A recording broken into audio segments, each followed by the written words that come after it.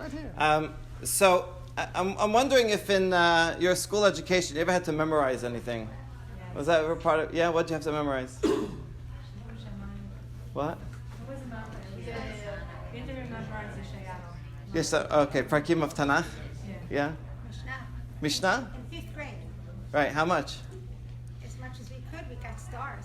It was a competition. Amazing. Good. I can go to yeshiva. The state capitals. Yes. Okay. Yeah. Good. Was it hard? You still remember them? Maybe some of them? Okay, good. Going back, essential part of education, Greek education, Roman education involved memorizing Homer. And the idea was if it's memorized, you've internalized it. It's part of you. And then you know it, because what does it mean to know something if you read it one time and forgot it?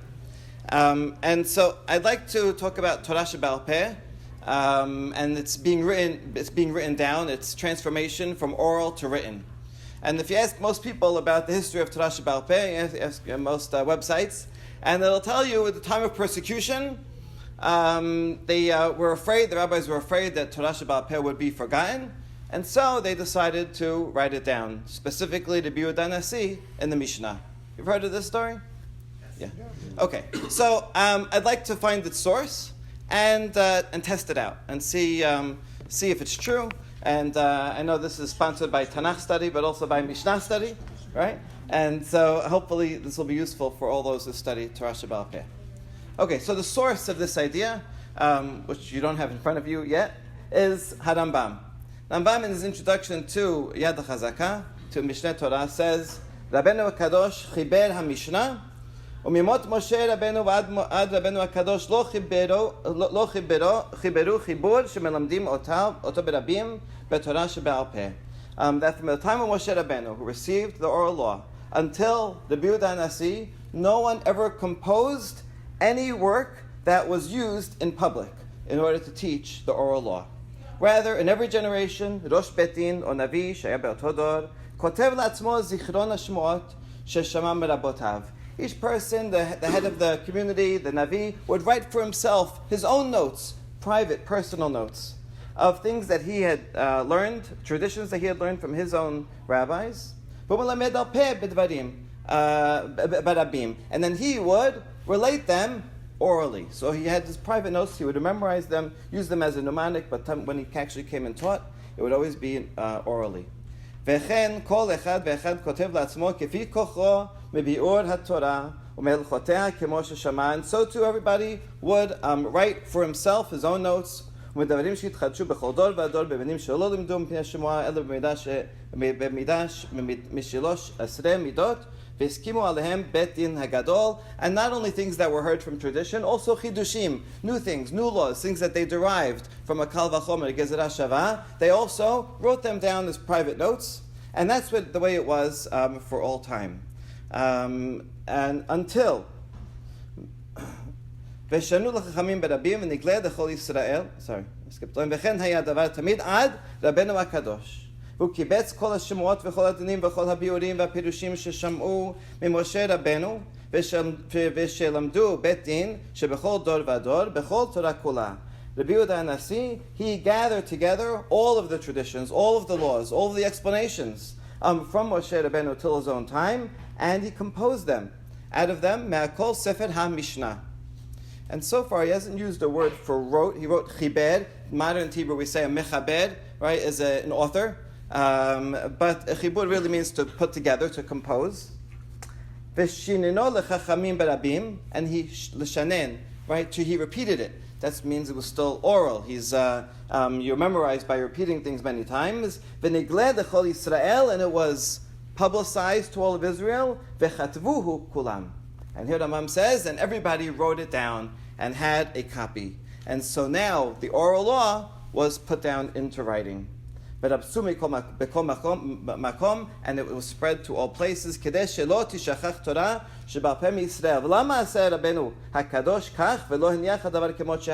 Why did he change it? It's a fundamental change.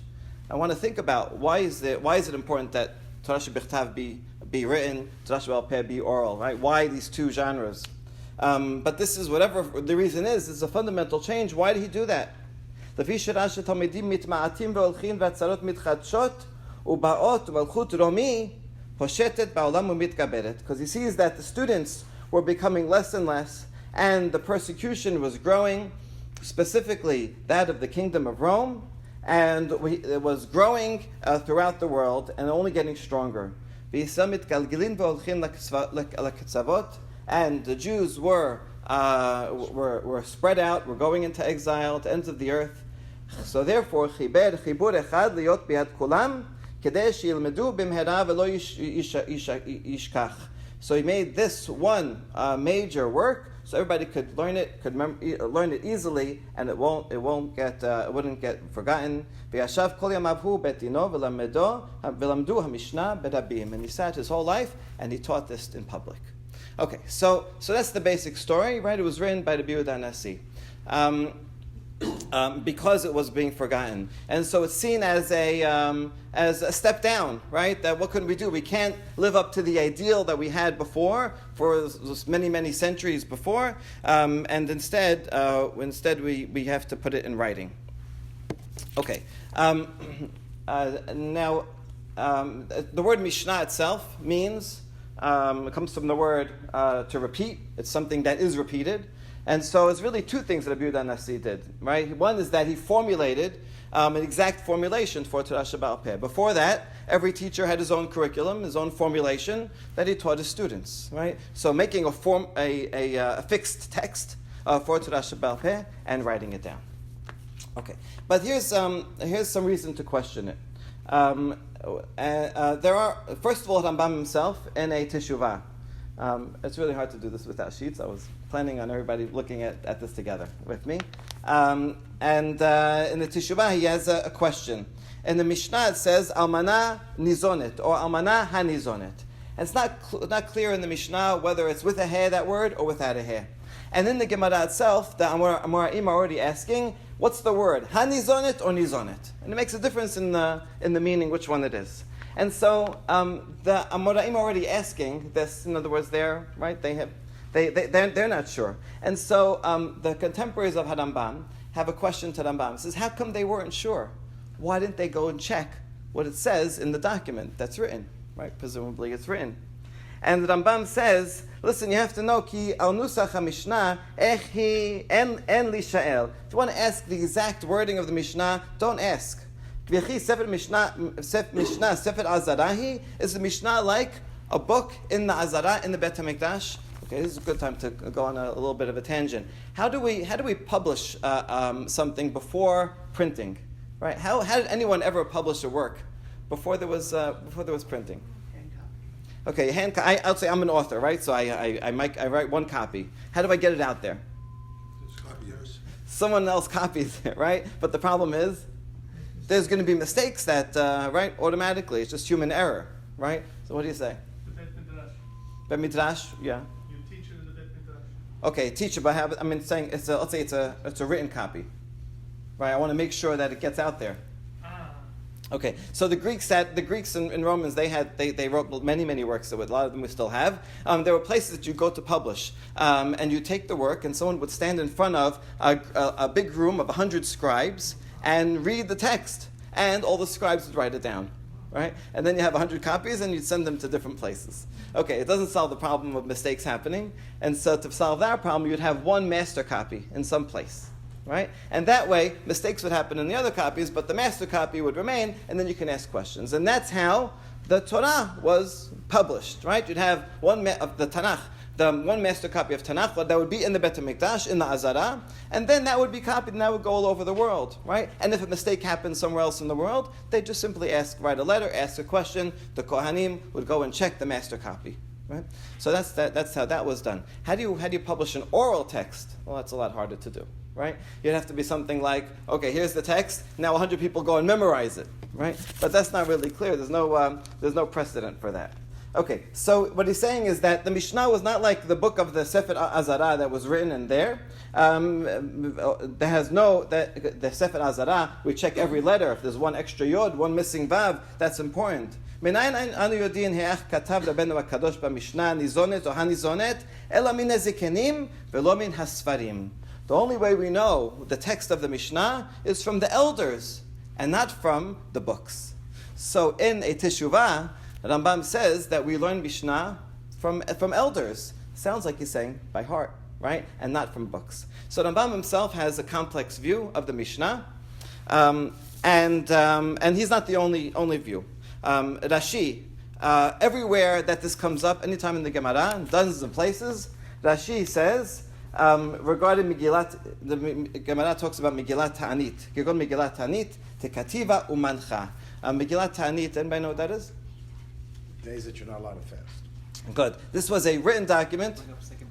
Okay. Of a few, 3 dozen days that are happy days for Israel, on which one is not allowed to fast. And it's called a Megillah, which means it was written. And this was probably one of the few works of the rabbis that actually was written down, and that's why it's called a Megillah. And Rashi says, "Kigon Megillah Tanit dekitiva umancha." It's written and mancha. It's placed, which means it's placed in the Bet Midrash. It's officially part of the canon, right? It's accepted. And he says, "Elu yamim asurim litanot." ולהכין נקת מגילת תענית שלא הייתה דבר הלכה כתובה בימיהן אפילו אות אחת חוץ ממגילת תענית ולהכי קריא לה מגילה.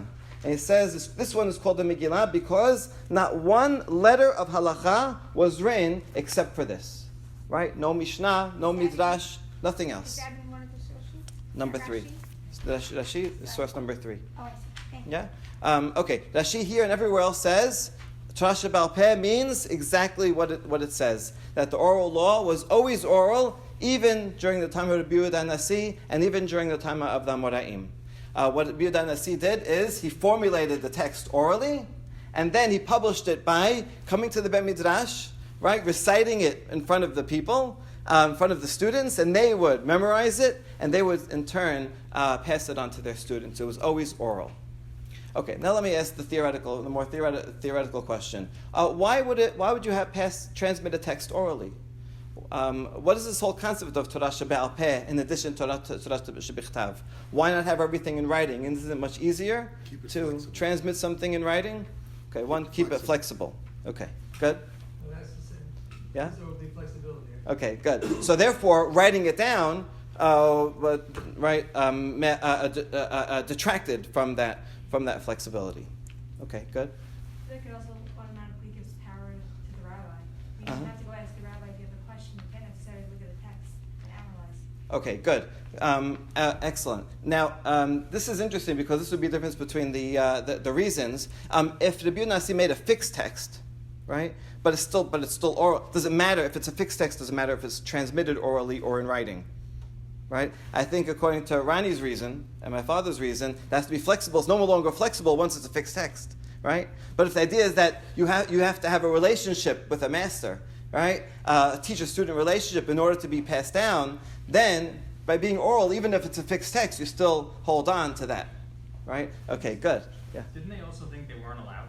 Yes, that's right. And we'll see the Gemara says in a couple of places that you're not allowed to write it down. And why would that be? Is it just, what's the... And not only that, not only are you not allowed to write down Torah Sheba'al Peh. It wasn't divine, it was not in the canon, they couldn't write it down.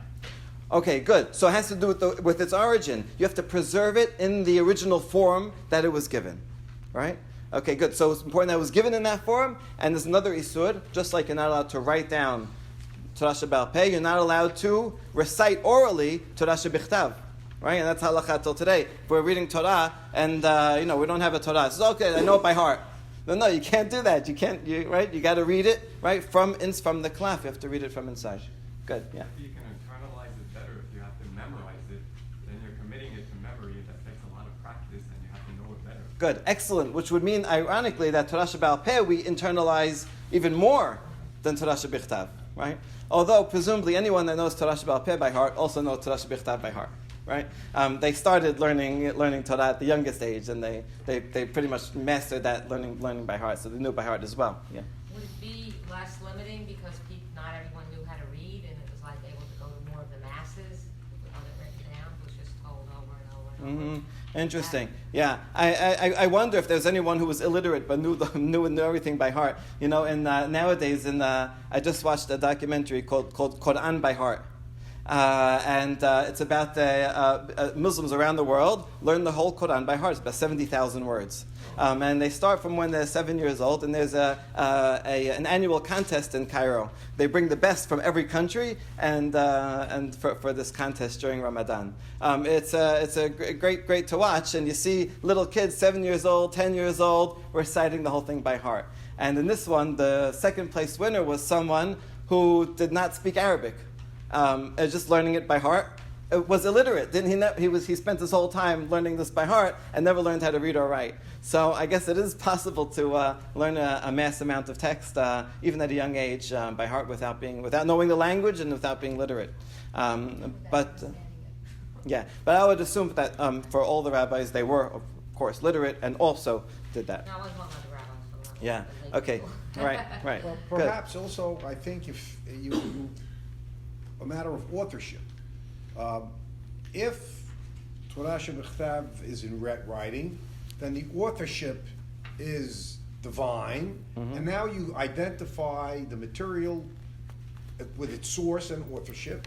Whereas when you have Torah Shebe'al Peh, authorship is probably not as significant or as meaningful in relating the material, and the importance of a divine authorship statement as opposed to a non-divine authorship statement, you maintain that distinction. Okay, good. Authorship is very interesting. Torah Shebe'al Peh is full of attributions. Rabbi Akiva said this, Rabbi Ishmael said that. And a lot of it is anonymous. And who is this anonymous? Right? And so it's a kind of a group effort that's collecting everything that was from the time of Moshe Rabbeinu, plus all the additions and explanations over time into this one giant collection that we call Torah Shebe'al Peh. And that authorization, I think, is a very important part of that it's all, in a way, equally authorized and somehow connected to Torah Shebechtav, which we'll talk about more.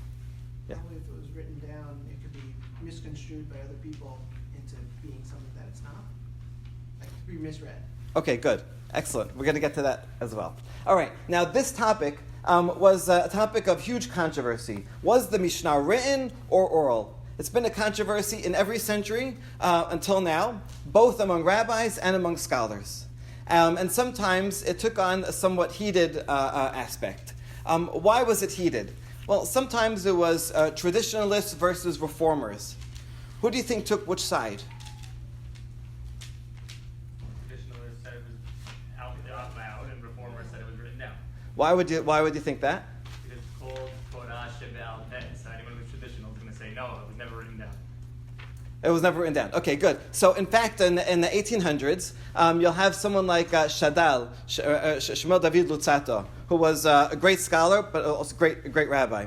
And he said it was oral. That's what it says. Here's all the proofs. And he was arguing against Abraham Geiger, the head of the Reform movement, who's more rational and says, impossible, how could anyone ever memorize all that? It must have been written down. And he's following Hanambam, right? And this was part of that split, and you could see in the way they write that it became very heated and personal and political. Good. Maybe might think the opposite. I think the opposite. Go I ahead. think a traditionalist would say, it's written and this is it, and like we're done. And a reformer would say, no, it's supposed to be oral so that we can constantly be changing with the times. Okay, good. And so those arguments are also made in like a next generation, right? Exactly, precisely that. The tradition saying it's written and never changed, especially when those who are fighting against Karaites. Karaites say, look at the Mishnah, and says, oh, you just all made this up. And to fight against the Karaites, people like Hanambam and others would say, it's been written down, nothing has changed since before you've been around, right, for 1,000 years. And the less traditional would say, no, it was oral and then therefore subject to change. Okay, so I think this is really interesting because the argument can go both ways and was argued both ways. I'd like to know what the truth is and what really happened. So let's try to figure out how can we know? We have Rambam on one side, that's a heavyweight. Rashi on the other side, also a heavyweight. Who's going to be a third judge here who can decide for us? Rabbi, what kind of bothers me is in the Rambam's version of the circumstances, what impelled Rabbeinu HaKadosh to think that the Torah is on the verge of being forgotten?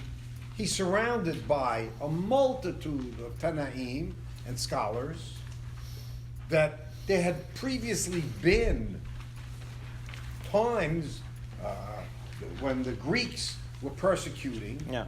So what was this all of a sudden crisis of his faith and bitachon in God that impelled him to say, oh, you know what, I got to write this down because it's going to be forgotten. Mm-hmm. Why? Why would being sitting where he was sitting and seeing who he was seeing, learning with whom he was learning, Right. why would he come to such a conclusion? Good. Okay, great question. So it's true that the Sanhedrin was in the Bet HaMikdash, and then they moved to Yavne, then they had to move again after the Bar Kokhba revolt up north, and so they're constantly moving. But we have the names of sages they're around, and if they just move next building or next town, they're still the same knowledge. So I think that is a fantastic question. They've lasted through other times of persecution. Another to add to your question is, what's Rambam's source? Does it ever say in the Mishnah or in the Gemara that they had to write it down because of this? There's no source for it. Okay. Furthermore, if we look at the Gemara itself, let's look at the Moraim. Anytime they quote a Mishnah, how do they quote a Mishnah? Do they ever say, bring the book, let's check? They always say, Tana, right? Tana, Tanya, Tanu Rabbanan, the rabbis repeated. It's always using the word repeated, meaning it was verbal. Furthermore, there were people, students, that were very good at memorizing, called Tanaim. The word Tanaim has two meanings. It could mean the sages of the Mishnah, like Rabbi Akiva, or memorizers, reciters. And these were professional memorizers. They weren't the greatest of the sages. It was, in fact, sometimes better that they weren't the smartest, because if you're really bright and you're memorizing, then you can say, wait, that doesn't make sense. I better change it. No. We don't want you to think too much, right? Just memorize it as if it's a formula. And every Beit Midrash had a Tana. And the rabbi giving the lecture would tell the Tana, recite this Mishnah. And he would recite, and that would be the source book. Okay? That's throughout, thousands and thousands of times throughout the Gemara. That's how we see, right? Tana to be Ploni before this rabbi. This sage would recite in front of the other one, and then he might tell him, "Oh, don't recite it like that. You should recite it like this instead," and correct his recitation. Referring to the Mishnah and Gemara, so referring to Torah Sheba'al Peh, it's not important. Okay, good. I'm gonna focus on Mishnah itself, but I think the same is true for other works of Torah Sheba'al Peh. Okay, so the evidence itself sounds like it was always oral. When we get to one of the key people, Rav Shirira Gaon, he's earlier than Rambam and earlier than Rashi. Rav Shirira Gaon wrote a very famous letter. The Jews in North Africa had some fundamental questions. Who wrote the Mishnah? How was it passed down, and so on? And they asked him, the Gaon, the greatest sage of the generation, and he gave an answer. It's a few dozen pages long, and it's really the foundation of just the basic historical questions. The Iget Rav Shirira Gaon discusses this. Unfortunately, we have two versions of this, two manuscripts of this Igedet.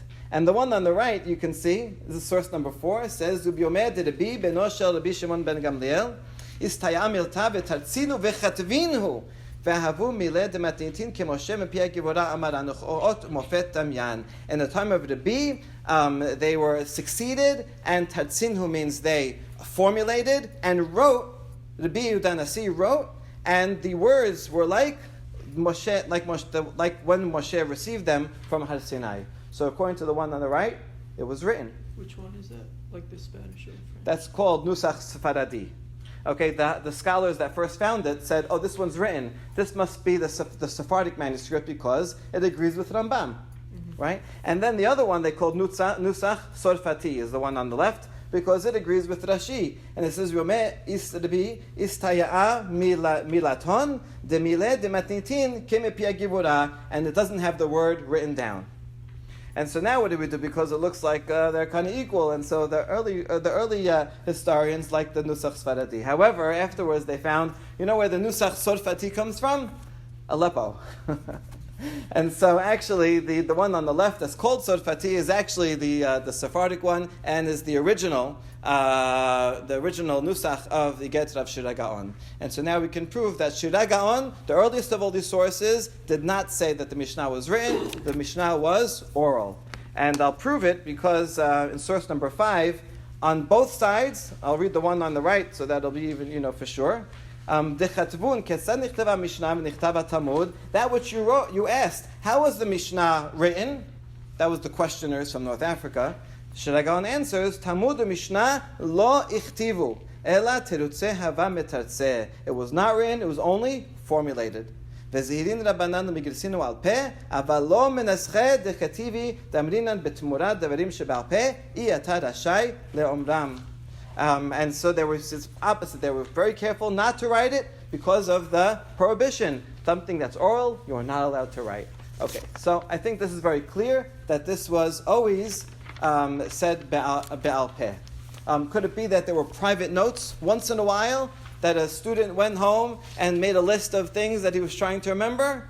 Yes, right? That could definitely be. There's a handful of references in the Talmud of a wax tablet or a private note or something that they wrote on the wall, right, that the student would write. But it was only private. It was very sporadic. The official transmission, there was never a whole book of Mishnah. The official transmission was always oral. Okay, good. So this is pretty significant. And now my next question is why? What was important about it being oral, and from beforehand and during the time of the rabbis? So let I just ask the obvious question. So if Rabbi Shira Gaon and Tzafati is correct, who actually wrote it down? Oh, very good. Okay, excellent question. We have Shisha Sidrei Mishnah that we're talking about for hundreds and hundreds of... So if it wasn't Rabbeinu HaKadosh, who was that person? Okay, excellent question. So to be clear, Rabbeinu HaKadosh did formulate it, right? The Mishnah, word for word, as we have it, Rabbeinu HaKadosh had it, be'al peh. And it was continued to be orally transmitted. At some point, later in the Geonim, we all of a sudden find copies, around in the 800s. Around 800 is the earliest reference to a copy that we have. Why was it changed is a great question. The first, I'll tell you this interesting story, right? The first time we have a reference to a written Mishnah. Is that 500 years? What is that? That's 600 years, yeah. 600 years, orally transmitted. The first time is a certain Natrunai Nasi is referred to, he's a Gaon, and he wrote down the Mishnah for the community in Spain who did not have a Tana. There was Jews in Spain who were learned and they wanted to study Mishnah, but they had no one that knew it by heart. So he, by heart, he sat and wrote down the whole thing for them and gave it to them so that they could study. So in other words, the first time it was written is for diaspora, for people far out. Within the yeshivot themselves in Baghdad, there's another letter that says, the Rosh Yeshiva says, in our school, our students don't even know what a book is. So I say that about my students also, but it's a different reason. Right? So that's when it was written. It was written during the time of the Geonim for communities that were outside of the center of learning. And they didn't worry about the problem of right, so they said, Et Lasot Hashem, what are they going to do? They're going to be lost, that community? They would be lost, right? They didn't have access to halacha, access to learning. There was one problem that they were stopped saying the Targum. Right, in the olden days, they used to, when they used to read the Torah, the Baal Koreh would read one pasuk, and the person sitting next to him would translate it into Aramaic. Every single pasuk took a while, right? And then in Spain, they stopped doing that, and they got angry. Why are you not doing that? And so Baghdad was the center, and through the mail system, that because Islam conquered the whole world, right? They had very good communication, and they were able to control the practices and learning of all of these communities. And I think they felt that it was necessary for them to have a written copy so that they could learn. But in the yeshiva itself, they never used the written copies. Yeah. If you like to clarify, if the Mishnah 800 and we know the Talmud closed 600, 500, and there is difference between the Mishnah and the Talmud and the official edition of the Mishnah itself. So why the discrepancies come in? How differences between the Mishnah in the Talmud and the Mishnah as the 6 Mishnah. Okay, that's a good question. I can't get into that. They are very, very similar. amazingly similar, right? You can't expect them to be as the same as a Sefer Torah, but they are much. Traditions. Hmm? There are two traditions. One There is- are. You could say a Bavel version of the Mishnah, it's a Yisrael version of the Mishnah, and there are important differences that are recorded in the Talmud Yerushalmi and Talmud Bavli. But for the most part, really 8%, they are the same word for word. It's an amazing feat of memorization and consistency. Much more similar, for example, than Baraitot or other Midrashim and the way they are quoted.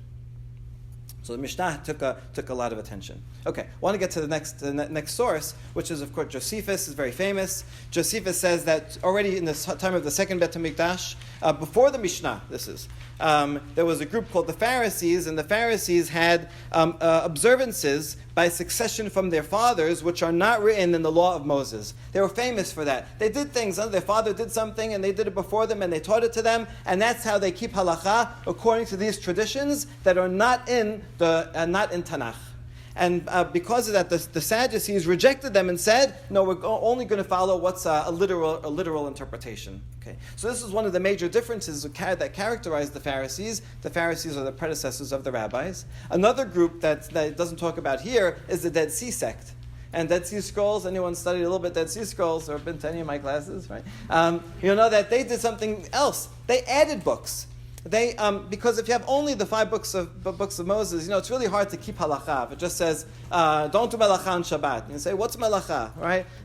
Don't light a fire. How about collecting wood? Is that lighting a fire? I mean, you need some definitions. You need interpretation. The Dead Sea Scrolls added more books. They say they had Sefer HaYovlim and the Temple Scroll, and they said, we got those from Sinai too. And our leader, he has prophecy, and he tells us what it means. So they would add more and more books to Torah Shebichtav in order to fill in the gap of interpretation. And so the Pharisees says, no, we're not doing that. We're not adding any more books. We're also not going to the opposite extreme of following literally every word without any interpretation. We need interpretation. And so therefore they have this middle path that I think is quite brilliant and worked really well, which is Torah Shebichtav stays the same no matter what. You never add, never subtract to it. But we do have a way of an intermediary between us and the text that we can figure out what to do, how to explain it, and that's Torah Shebichtav, Torah Sheba'al Peh. What's their source for this? I think it's already there at Matan Torah. Source number 7 in Devarim. Moshe is now speaking to the second generation, after the first generation died out in 40 years in the desert. And Moshe says in his last speech, Adonai Eloheinu karat imanu berit bechorev. God made a berit with us. He's saying with us, even though the people he's speaking to mostly weren't actually there. Lo et avotenu karat Adonai ta berit hazot ki itanu anachnu elefo hayom kulanu chaim. What does he mean by this? He says, not with our fathers. Actually, it's quite the opposite, isn't it? It was only with their fathers that God made the berit. They weren't there. So what does he mean when he says this?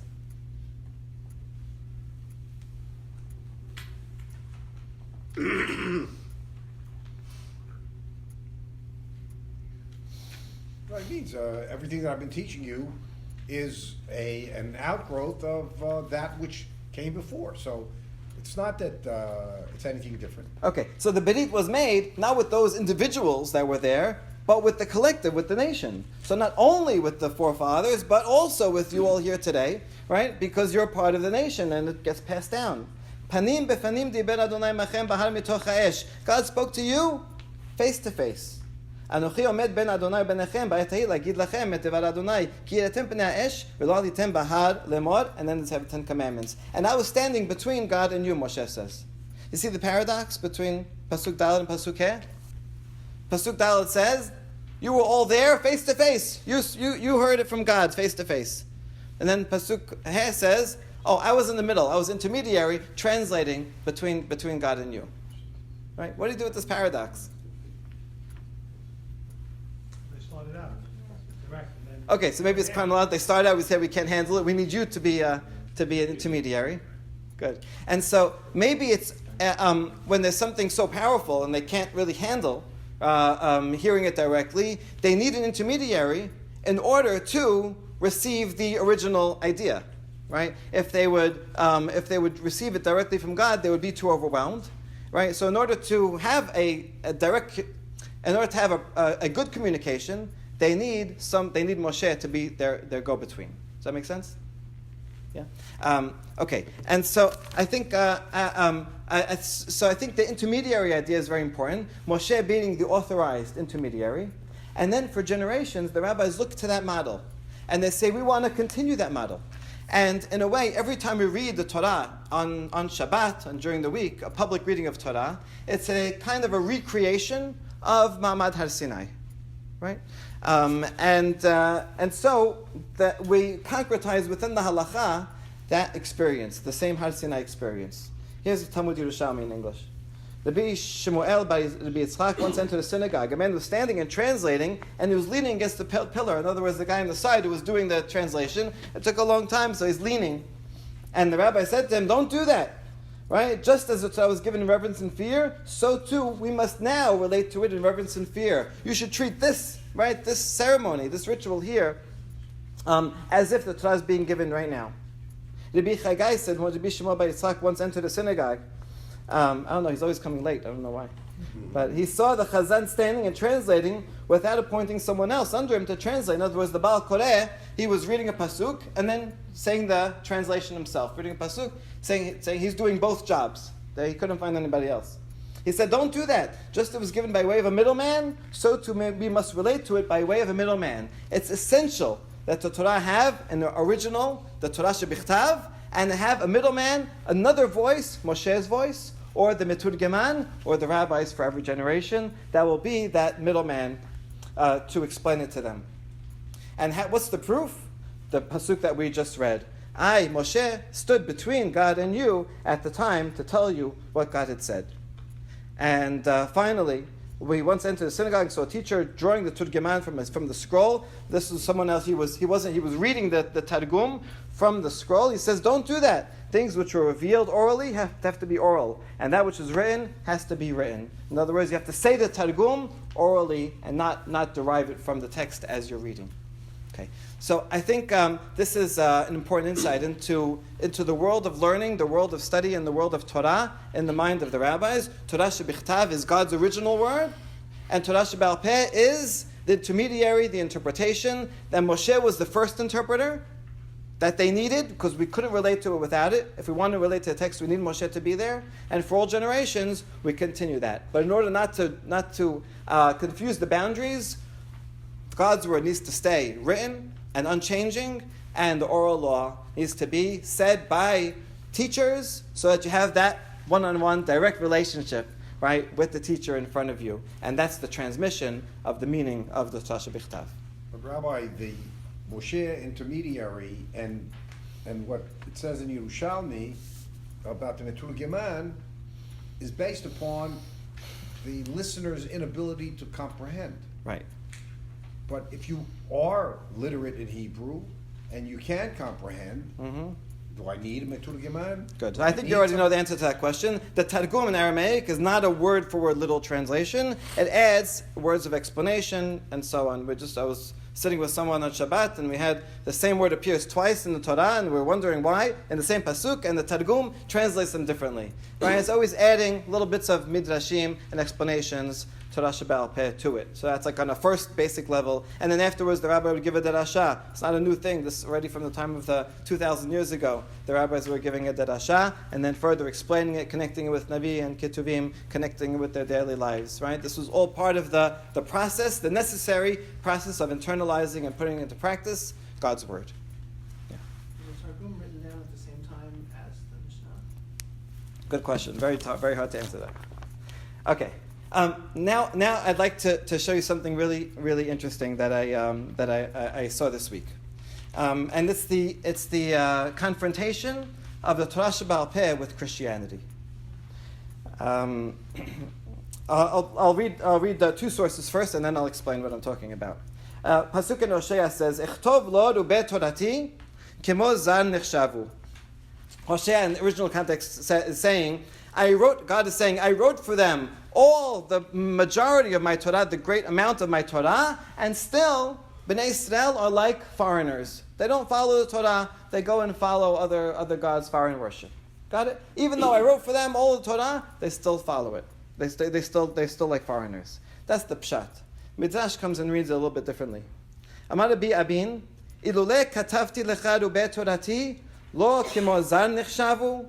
He says, if I had written for you most of the Torah, would you not have been considered like a foreigner?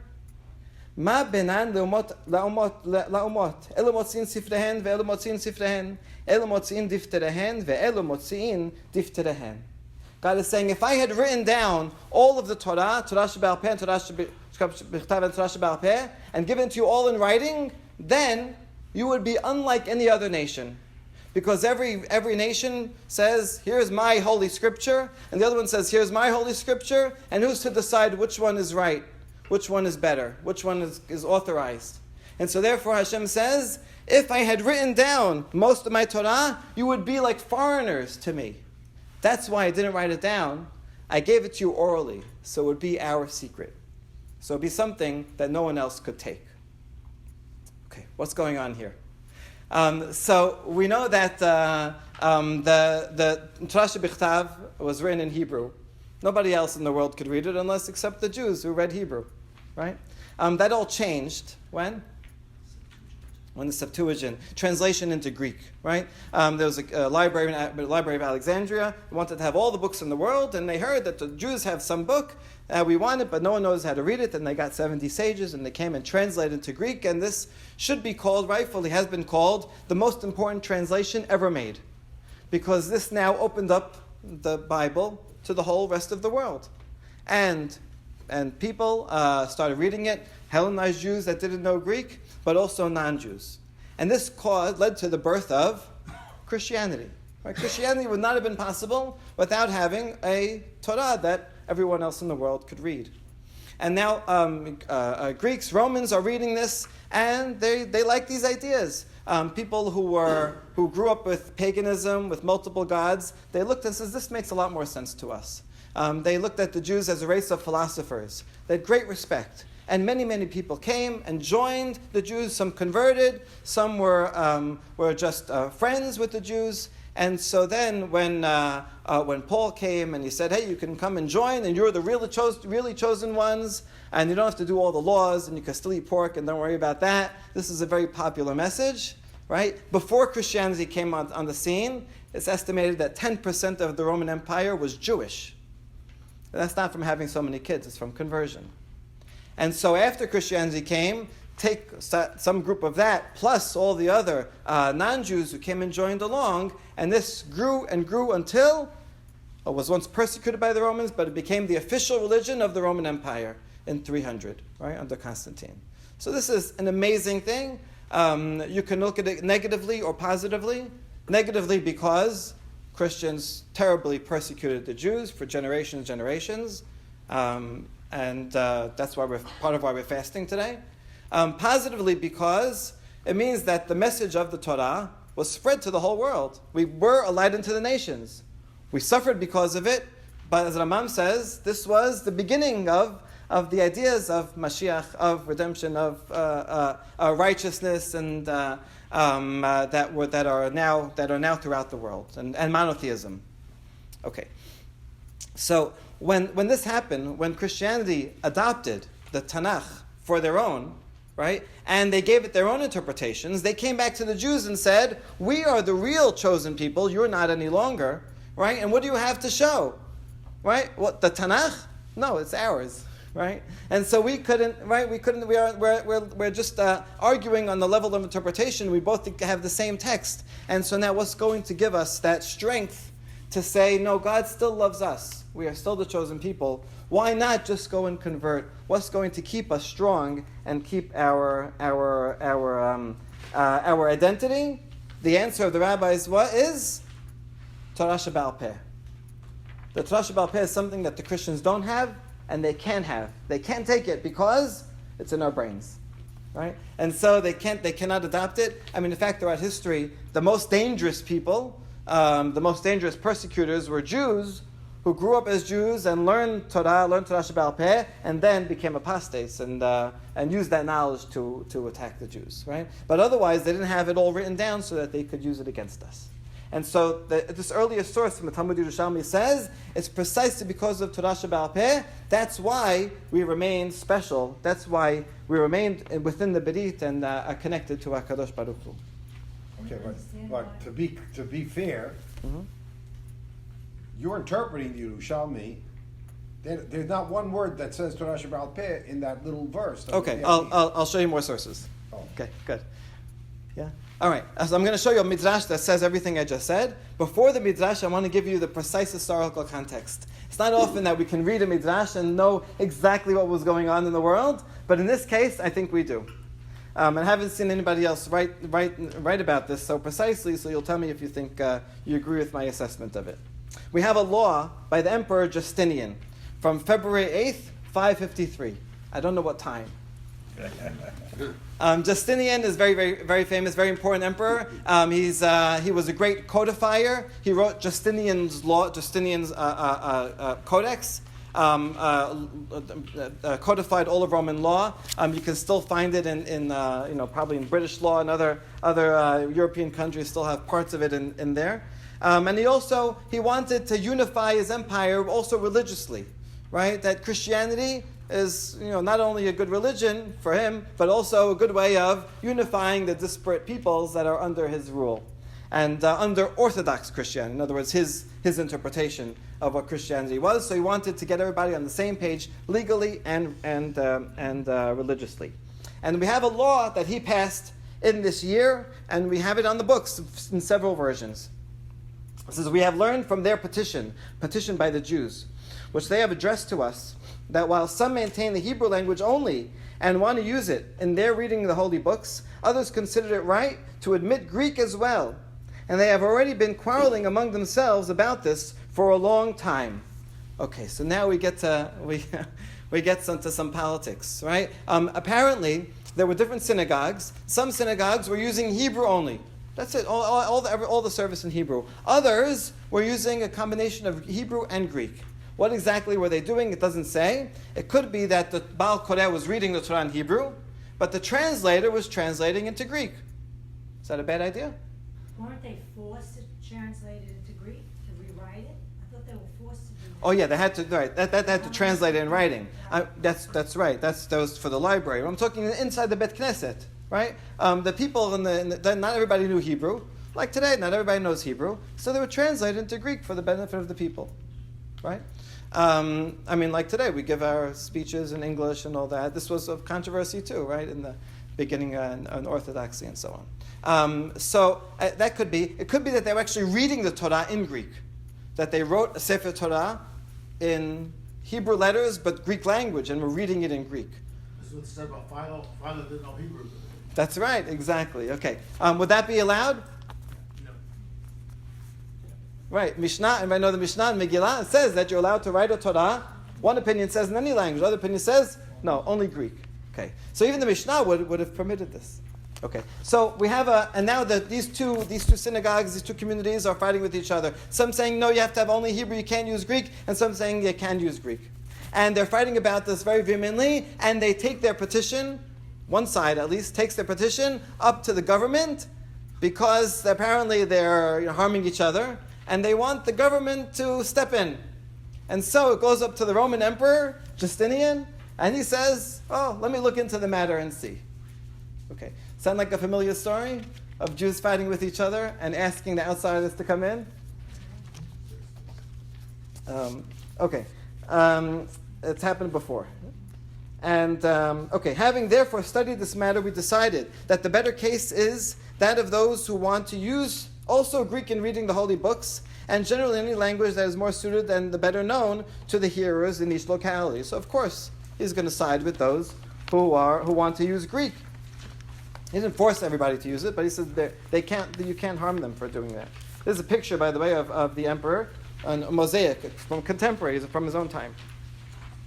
We decree, therefore, that it shall be permitted to those Hebrews who want to read it from the holy books in the synagogue, and in general in any place where there are Hebrews in Greek language before those assembled and comprehending, or possibly in ancestral languages, or simply another other language, changing language and reading according to different places, and that through this reading the matter shall be read shall be clear to all those assembled and comprehending, and that they shall live and act according to them. We also ordered that there should be no license to the commentators they have who employ the Hebrew language to falsify it at their will, covering their own malignity by ignorance of the many. Furthermore, they should use Septuagint if they're going to use Greek, because it's preferable to the others. And the last paragraph, what they call Mishnah, on the other hand, we prohibit entirely. For it is not included among the holy books, nor was it handed down from above by the prophets, but is an invention of men in their chatter exclusively of earthly origin, having nothing of the divine. Let them read the holy words themselves, therefore, in unfolding these holy books for reading, but without hiding what is said in them on the one hand, and without accepting the extraneous unwritten nonsense they themselves have contrived to the perdition of the more simple-minded on the other hand. So he takes his opportunity to expand his prohibition now that he was asked about this. So let's figure out what his thinking is. If you want to read it in Greek, yes, that's a good idea. Read it in Septuagint. Why does he want that? He wants the Jews to see the Greek translation, because then they won't learn the Midrashim. And once they know the Pshat, it'll be one step closer to being taught the Christian interpretations. On the same page. Yeah. Right? Because now we're using the same translation. Oh, come over here. Let me tell you what I think this means. Right? And some things in the Septuagint, as you know, right, actually were misinterpreted or construed towards a Christian interpretation. And furthermore, he says, while we're at it, you know what? No commentators. I don't want any rabbis telling you Midrashim, telling you Mishnah. The word in Greek is deuterosis, which means a second version. It's the exact translation of Mishnah. And he might mean Mishnah itself or Torah Sheba'al Peh, Midrashim in general. No teaching Torah Sheba'al Peh. You know why? Well, he says because it's nonsense, right? I don't want you to think. What? Because that's the difference with them. And us. Exactly. I don't want you to be particular. I don't want you to be Jews anymore. I want to take away that which is distinctive to you, that which you've taught for generations, and I want you to have only the Bible itself in translation, and then we eventually will convince you. What was the reaction of the people? Well, this was a prohibition, and we have record of problems because of this, right? So then they had to. This was a real persecution against Torah Sheba'al Peh. Okay, now. He had jurisdiction in Palestine. Where else? Yes, the entire eastern half of the Roman Empire. But it didn't extend to Babylonian Jews. Right. Okay, so now here's the midrash that I wanted to show you. It says, Hashem said to Moshe, write down these words. Ki al pi ha'devarim ha'ele karati berit. Write down, because based on these words I make the berit. Scripture states elsewhere, in allusion to this verse, though I write for him, so many things of my law, they are counted as strangers. Rabbi Yehuda, son of Shalom, was the opinion that when the Holy One, blessed be, he said to Moshe, write it down. Moshe said, let me write down the Mishnah. God taught to Moshe the Mishnah. This is a lot of information. Moshe says, you mind if I write it down? However, HaKadosh Baruch Hu foresaw that ultimately the nations of the world would translate the Torah into Greek, and they would claim, we are Israelites. And now the scales would be balanced. The Holy One, blessed be, said, can say to the nations of the world, you claim that you are my children, but I know that only those who know my secrets are my children. And what are they? Where to be found? In the Mishnah, which was given orally, and from which everything can be derived. So here you go. This is, I think, the midrash that brings it all together. Here, in imagining a conversation, dialogue between Hashem and Moshe at Har Sinai. Here's the Torah Sheba'al Peh. Well, let me write it. Go teach it. How am I going to teach it? Let me write it down. No, you can't write it down, because people are going to take the Torah Shebichtav as their own, and then they're going to challenge you and say, "Oh, we're the special nation. Who are you?" Right? And it's only going to be that which is secret, that which can only be transmitted verbally. Torah Sheba'al Peh, that they can't take. And so I would say the opposite of that story that we all learned, that because of persecution, we had to write it down. All the sources of Midrashim, going back to Bavli and Yerushalmi already, say the opposite. That the Torah Sheba'al Peh was always orally transmitted. The Rabbi Yehuda Nasi did formulate a fixed text, and that was an important step. But it was oral, and they dug in their heels in making sure that it would be kept oral, because that's the only way that they could counteract the threat and of Christianity trying to pull them, saying, we have the same written law, but the rabbis and Jews came in and said, yes, we have the same written law, but we have the oral law. And that's what makes us different. That's what makes us special. So you were saying we were honest, formulated it, but they didn't write it down. When did it get written down? Later in time of the Geonim, for far off countries like in Spain, that they didn't have a memorizer. Mishnah is 200,000 words. It's a huge feat to memorize it, and they wanted these other communities. As a last proof, you can look at source number 13. Look at the last line, number 4. Rabbi Yochanan says, "Lo karat HaKadosh Baruch Hu berit im Yisrael ela b'shvil devarim shebe'al peh shneimar ki al pi devarim ha'ele karati etecha berit ve'et Yisrael." The basis of the covenant is not based on Torah shebichtav, but only Torah shebe'al peh, because Torah shebichtav we share with anyone who can read it, right? And great, let them read it, let them be inspired by it. But our berit, that is based on the essence of Torah Shebe'al Peh only.